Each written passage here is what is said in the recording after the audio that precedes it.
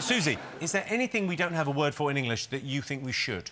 Yes, there are lots, but normally you don't realise it until you see a word in another language and you think, why don't we have that? So, you know, come bin day, there's always one neighbour that puts their bins out first, and then the rest of us follow. And what exactly is a cum bin? Cum bin day is when we celebrate our cum bin. It comes once a year. Doesn't it come round quick? Is it cum bin? Is it cum bin day again? It doesn't matter what kind of bin it is, OK? It could be a cum bin, it could be a normal bin. You put your bin out first, you are a binfluencer. Right. I love that. It's really tickled me. So the cum bin thing you just soldiered on. Cum bin day. Where will you be spending yours? Think of all those lonely people spending cum day on their own. Breaks your heart, doesn't it? I'm actually volunteering this year. Oh, God, that's going to be right up there with glory holes, isn't it?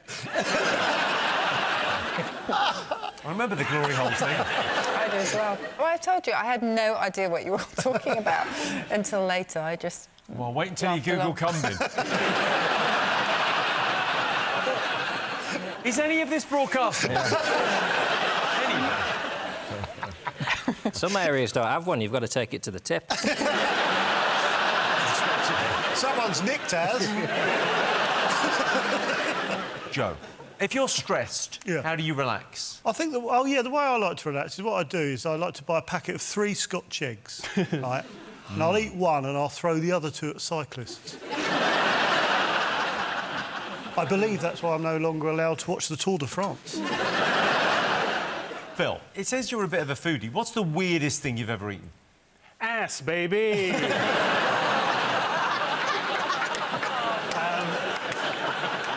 No, that's ass. Ass is just what I call what I call ham, because technically it is the ass of the pig. I call ham. I love a bit of ass. Ass and cheese sandwich. Ass and pea soup. My mum makes an amazing glazed ass for Christmas. Favourite football team? West Ass.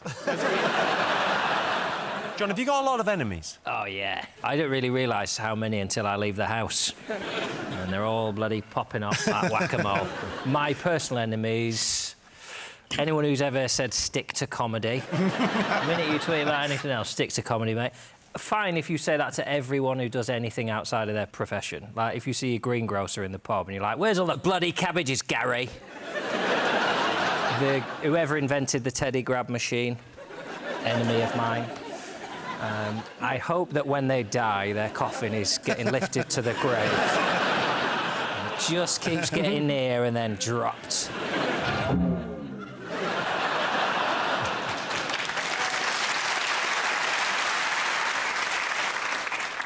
I've knitted myself. What do you think? I've never seen you look cute.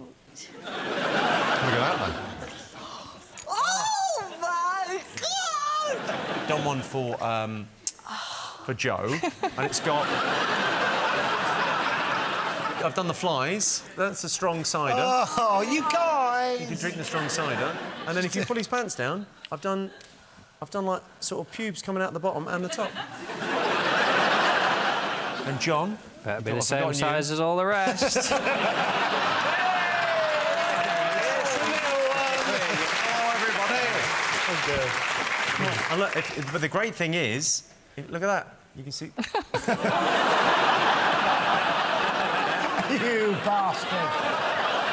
You bastard! A little tiny bald spot on the top. My poem's about something very special to me.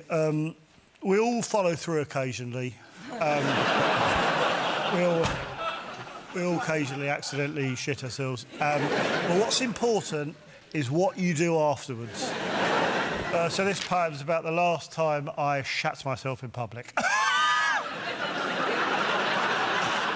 I felt the sharp, recognisable pain, and out it came.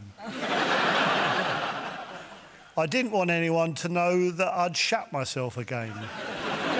So I stood up and shouted, "Oi! Someone's just shoved shit down the back of my tracksuit bottom." No one leaves this optician's until we find out who's lying.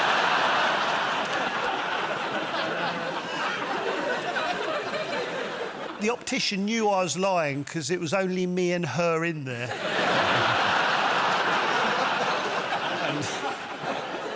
and she was almost certain she hadn't shoved shit down the back of my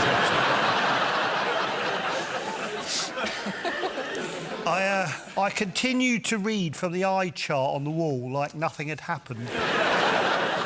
But she politely ushered me to leave. I tried to book another appointment, but she was having none of it.